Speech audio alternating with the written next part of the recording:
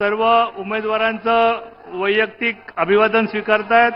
माननीय अजितदादा पवार साहेब, माननीय चंद्रकांत दादा, माननीय दिलीप वळसे पाटील साहेब, श्री सुनील टिंगरे, भीमराव तापकीर, चेतनजी तुपे, हेमंतजी रासने, महेशजी लांडगे, श्री सिद्धार्थजी शिरोळे, श्रीमती माधुरी मिसाळ, श्री सुनील कांबळे, श्री शंकरजी जगताप, श्री अण्णा बनसोडे, श्री राहुलजी कुल, श्री विजय बाप्पू शिवतरे, श्री माऊलिया कटके, श्री सुनीलजी शेळके, श्री शंकरजी मांडेकर, श्री अण्णासाहेब बनसोडे या सर्व उमेदवारांचा अभिवादन स्वीकार करून आता आदरणीय मोदी बोलो बोलो भारत माता की मोदी मोदी।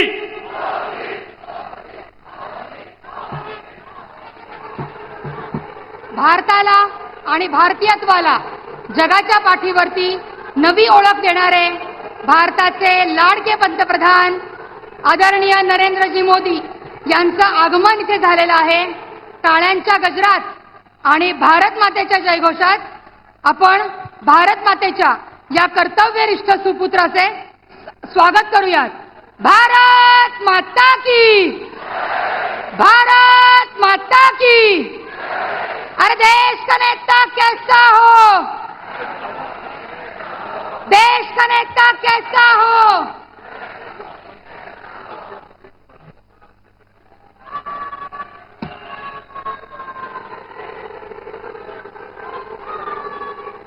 भारत देश सदियों से दुनिया को राह दिखाने वाला देश रहा है, पर अंग्रेजों से मुक्ति मिलाने के बाद भी इस देश में अपने ही देशवासियों को गुलामों की तरह इस्तेमाल करने वाली शक्ति ने राज किया। साल 2014 में आदरणीय पंतप्रधान नरेंद्र जी मोदी ने पूरे देश को उसकी पूर्ण क्षमता का एहसास कराया। इतना ही नहीं, भारतवासियों को हम दुनिया में किसी से कम नहीं, ये आत्मविश्वास दिया, आत्मनिर्भर बनाया। इसी के बल पर आज भारत का झंडा दुनिया भर में शान से लहरा रहा है। देश भर में विकास और उत्साह की एक नई लहर दौड़ रही है। इंडिया का भारत तक का यह सफर मोदी जी की कठोर मेहनत का फल है। एक ओर भारत देश की नई ऊंचाइयां छू रहा है, तो दूसरी ओर हिंदुत्व को भी एक नया तेज मिल रहा है। कार सेवक के रूप में राम मंदिर के लिए प्रयास करने वाले मेरे प्रिय प्रधानमंत्री ने दुनिया भर के करोड़ों राम भक्तों को अयोध्या में राम मंदिर का सपना भी साकार किया है। बहुत सालों पहले एक नरेंद्र ने, स्वामी विवेकानंद जी ने सारी दुनिया को हिंदुत्व का महत्व समझाया, और आज एक नरेंद्र ने सारी दुनिया को हिंदुत्व की ताकत दिखाई है। हमारा सौभाग्य है कि ये ताकत दिखाने के लिए हम यहाँ हैं। मेरे और हम सबके प्रधानमंत्री नरेंद्र मोदी जी से मैं विनती करती हूँ कि महाराष्ट्र के प्रेम के इस छोटे से उपहार को आप स्वीकार करें। मी आदरणीय केंद्रीय राज्यमंत्री मुरलीधर अण्णा मोहोळ, राजेशजी पांडे, गणेशदादा बिडकर, बापूदादा मानकर यांना विनंती करते की त्यांनी संत जगद्गुरु तुकाराम महाराज यांची पगडी, उपर्ण, वीणा तसेच तुकाराम महाराजांची प्रतिकृती देऊन आदरणीय मोदीजींचा सत्कार करावा। आपल्याला माहिती आहे की आत्ताच आपल्या पुणे विमानतळाला संत जगद्गुरु तुकाराम महाराजांचं नाव देण्यात आलेलं आहे। यासाठीही मी आपले धन्यवाद देते। आणि देशाचे पहिले प्रधानमंत्री असे आहेत की ज्यांनी देहू येथे भेट दिलेली आहे।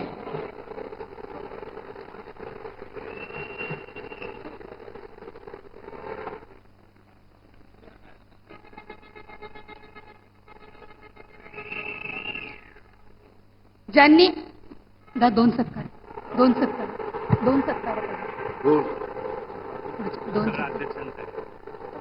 ज्यांनी पुण्याची पायाभरणी सोन्याचा नांगर फिरवून केली असे आपले महाराष्ट्राचे आराध्य दैवत छत्रपती शिवराय यांची प्रतिकृती देण्यासाठी मी शहराध्यक्ष भाजपा धीरजजी घाटे, त्याचसोबत राष्ट्रवादीचे शहराध्यक्ष दीपकजी मानकर, शिवसेना शहराध्यक्ष प्रमोद नाना भांगिरे, आरपीआयचे शहराध्यक्ष संजयजी सोनावणे यांना विनंती करते। छत्रपती शिवाजी महाराज की भवानी, जय भवानी। लवकर चिडले लहुजी शक्ती सेनेचे संस्थापक व अध्यक्ष विष्णूजी कसबे, दिलीपजी कांबळे, सुनीलजी कांबळे, अमितजी गोरखे तसेच नितीनजी वायदंडे यांना मी विनंती करते की त्यांनी लहुजी साळवे यांची प्रतिकृती देऊन मोदीजींचा सत्कार करावा।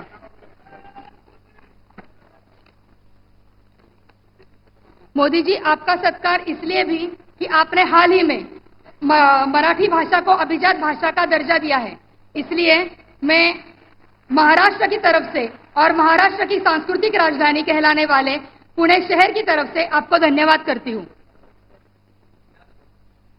मी उपमुख्यमंत्री आदरणीय अजितदादा पवार यांना विनंती करते की त्यांनी या विशाल जनसभेस संबोधित करावं।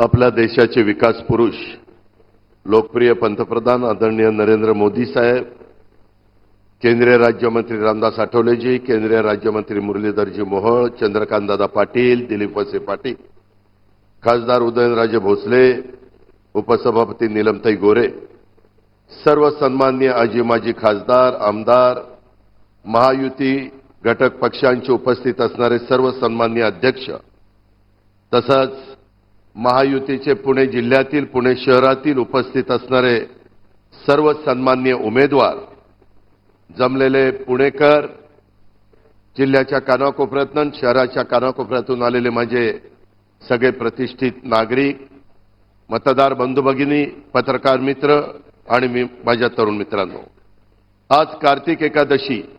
मी सुरुवातीलाच आपल्याला सगळ्यांना कार्तिक एकादशीच्या मनापासून शुभेच्छा देतो। पुण्याच्या ऐतिहासिक पावनभूमीमध्ये पुणे जिल्ह्याच्या आणि शहराच्या पिंपरी चिंचवडच्या महायुतीच्या उमेदवारांची जाहीर सभा आज मोदी साहेबांच्या उपस्थितीमध्ये या ठिकाणी होतीये। प्रचंड संख्येने पुणेकरांनी प्रतिसाद दिलाय, त्याबद्दल पुणेकरांना मी मनापासून धन्यवाद देतो, मनापासून आभार मानतो।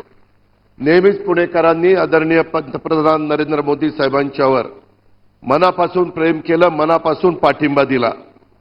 देशाचे तिसऱ्यांदा पंतप्रधानपदी विराजमान झालेल्या आदरणीय नरेंद्र मोदी साहेबांच्या नेतृत्वाखाली संपूर्ण देशाचा भौतिक, आर्थिक आणि सामाजिक विकास होतोय। आम्ही महायुतीचे घटक पक्ष सुद्धा देशात सुरू असलेल्या विकासाची परंपरा महाराष्ट्रात देखील पुढे घेऊन जाण्यासाठी वचनबद्ध आहोत। आदरणीय मोदी साहेब हे विकासाचं विजन असलेले नेते आहेत। आदरणीय मोदी साहेबांच्या दूरच्या दृष्टीतून देशाचा विकास वेगाने होतोय। महायुतीचं सरकार देखील त्यांच्या मार्गदर्शनाखाली शिवशाहू फुले आंबेडकरांच्या महाराष्ट्राचा गतिमान विकास करेल। आपल्या सर्वांच्या पाठिंब्याने महाराष्ट्राच्या विकासाचा वेग कित्येक पटीनं वाढवला जाईल, अशा प्रकारची ग्वाही देखील मी आपल्याला सर्वांना त्यांच्या साक्षीने देतो। आज निवडणुका म्हटल्यानंतर आरोप प्रत्यारोप होतात, वेगवेगळे नेतेगण येतात, आपली आपली भूमिका मांडतात, परंतु गेले काही वर्ष एकनाथराव शिंदे मुख्यमंत्री यांच्या नेतृत्वाखाली देवेंद्रजी असतील, मी असतील किंवा आमचे मंत्रिमंडळातील सहकारी असतील, निव्वळ महाराष्ट्राचा सर्वांगीण विकास कसा होईल। मगाशी मुरलीधर मोहोळजींनी केंद्र सरकारच्या वतीनं तुमच्या माझ्या महाराष्ट्रामध्ये ज्या प्रचंड मोठ्या योजना चाललेल्या आहेत त्याचा उल्लेख केला।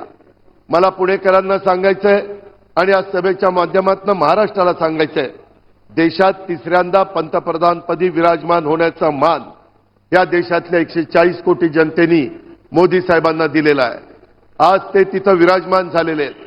पहिल्याच कॅबिनेटमध्ये तुमच्या माझ्या महाराष्ट्रातलं एक महत्त्वाचं बंदर वाढवण बंदराला 75 पाऊण लाख कोटी रुपये देण्याचा निर्णय हा मोदी साहेबांच्या मंत्रिमंडळाने घेतला। खूप महत्त्वाचा निर्णय। जगातली 10 बंदरं आहेत, त्याच्यातलं एक ते बंदर होणार आहे। एवढी चांगली साईट तिथं आहे, 25 वर्ष कुणाला करता आलं नाही ते त्या ठिकाणी मोदी साहेबांनी करून दाखवलंय।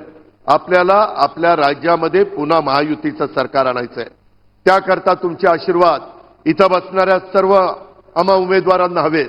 तुमचं पवित्र मत हे आम्हाला हवंय। आमची खूण आहे, काही ठिकाणी कमळ, काही ठिकाणी धनुष्यबाण आणि काही ठिकाणी घड्याळ.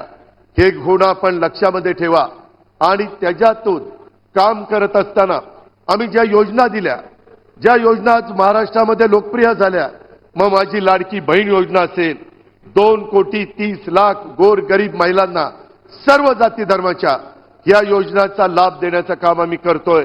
आज त्यांना त्याचा लाभ मिळतोय. दिवाळी साजरी झाली, बाजारामध्ये चांगल्या प्रकारचा उठाव पाहायला मिळाला. माझ्या शेतकऱ्यांना 3, 5, 7.5 हॉर्सपॉवरची मोटार आपण तिथं वीज माफी केली. माझ्या तरुणींना एक चांगल्या प्रकारे प्रशिक्षण देण्याच्या करता आपण त्यांना मानधन सुरू करतोय. त्याच्यामध्ये 6,000, 8,000, 10,000 रुपये देतोय. अशा खूप योजना आहेत. 3 गॅस सिलेंडरची योजना आहे, त्याच्यामध्ये मुलींना मोफत शिक्षणाची योजना आहे. या सगळ्या योजनांना आम्हाला 75,000 कोटी रुपये लागत होते, पाऊण लाख कोटी. आपलं बजेट आहे 6.5 लाख कोटीचं. पुणेकरांनो नीट ऐका, 6.5 लाख कोटीमध्ये 3-3.5 लाख कोटी पगाराला, पेन्शनला आणि घेतलेल्या कर्जाचं व्याज द्यावं लागतं. राहिलेल्या 3 लाख कोटीमध्ये ह्या योजना बसवाव्या लागतात. आणि आम्ही योजना केल्या त्यावेळेस त्यांनी तिजोरी खाली केली, राज्याला कंगाल केलं, त्याच्यामध्ये दिवाळखोरी काढली, वाटेल ते आरोप केले. आज पंचसूत्री कार्यक्रम त्यांचा आलाय. त्यांनी ज्या योजना दिल्या ना पुणेकरांनो, त्याची बेरीज मी मारली, लाभार्थींचा विचार केला, 3 लाख कोटी रुपये त्या योजनांना लागतात. त्यांच्या शहाण्यांनी राज्य चालवलं होतं का? 3.5 लाख कोटी ह्याला आणि 3 लाख कोटी त्याला. विकास कशाचा करायचा? निव्वळ जनतेची दिशाभूल करण्याचं काम चाललंय.